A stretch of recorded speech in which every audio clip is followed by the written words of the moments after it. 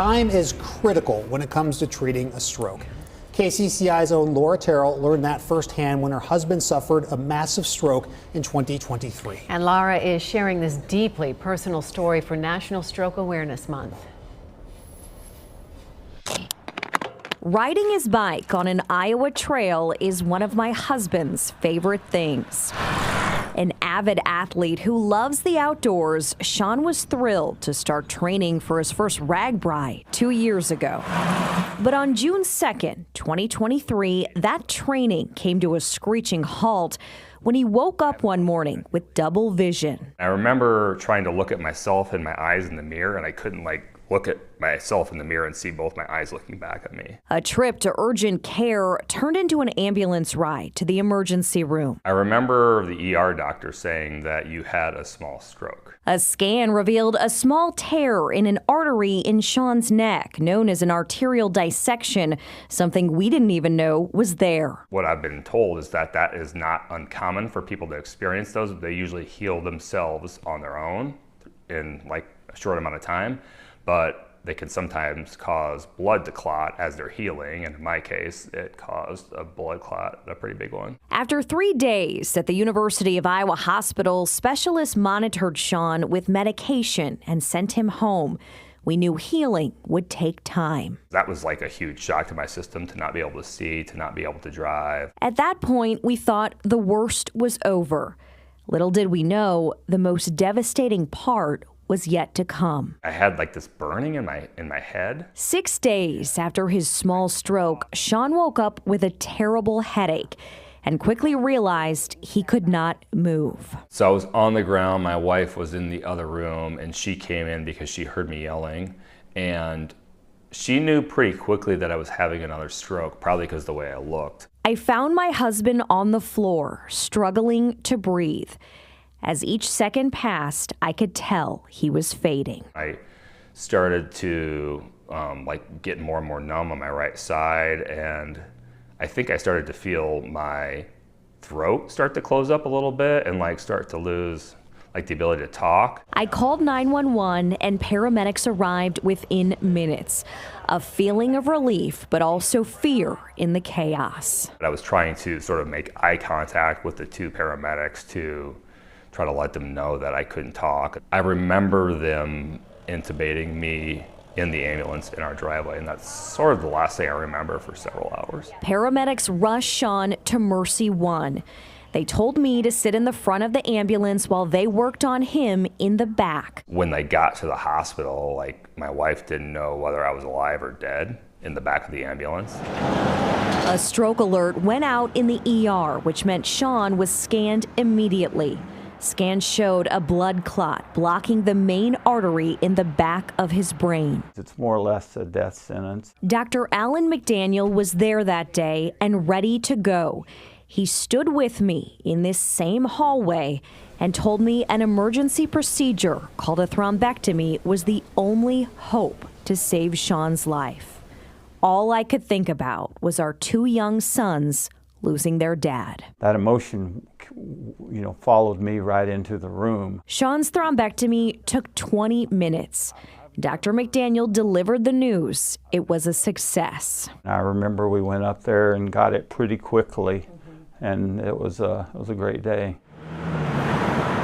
Hours later in the ICU, we waited to see how much brain damage was done. I could open my eyes, and everyone seemed very, very excited and somewhat shocked that I was awake. We have a large monitor. Dr. McDaniel has performed close to 1,000 thrombectomies in this room since 2017, a procedure where a catheter is inserted into an artery and guided to a clot to remove it. As you're doing this, going in someone's brain, you're watching on a screen to guide you. Yes, I have the TV screen that we monitor. Dr. McDaniel and Dr. Ryan Cook are the only 2 doctors in central Iowa who can perform a thrombectomy.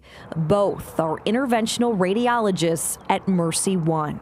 They say this procedure, which was proven to work back in 2015, is changing the game for treating stroke patients. What used to be a devastating end event has become a treatable disease. That's big. That's huge. Yeah, it's amazing. And Sean was a miracle, but I've seen lots of miracles. Dr. McDaniels says he can get a clot about 5 times out of 6, but getting to the hospital immediately is critical. I think people have learned a lot about heart attacks, and they know that if you have chest pain, you go to a hospital right away. But I think they don't realize that, stroke is a brain attack and you need to get to a hospital right away. Knowing the signs of a stroke can save lives. BFAST stands for balance loss, eyesight changes, face drooping, arm weakness, speech difficulty.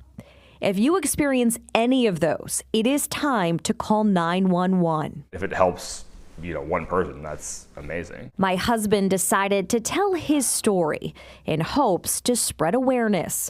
No stroke or brain is the same, and his recovery has not been easy. Part of your brain dies. Just a matter of how much of it dies and how much of it you can get back.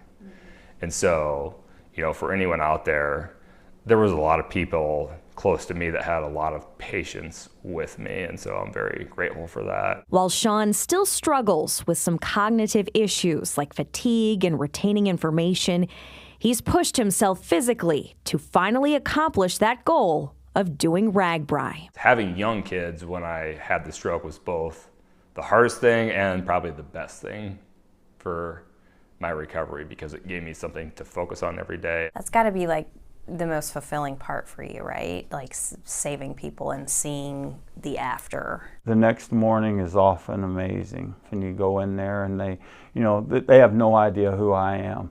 The only person smiling is usually the family member, because the family remembers what happened. It's the patients, like, who are you? A virtually unknown hero who has left a lasting impact on so many families, including mine. This is where I'm feeling a little bit emotional.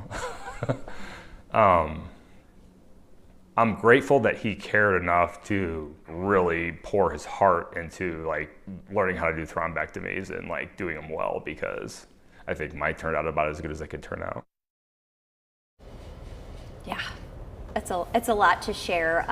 It's a lot to relive, but I'm so grateful for the opportunity to share, because time is so critical, and that's the message I really want to get across, is that time is of the essence. And I just want to say Dr. McDaniel in those worst moments was not only an amazing doctor who saved my husband's life, but he had so much compassion, and he told me, I'm an optimist, we're going to do this. And I know he saved a lot of other people, and we're just so fortunate to have him in the Des Moines area.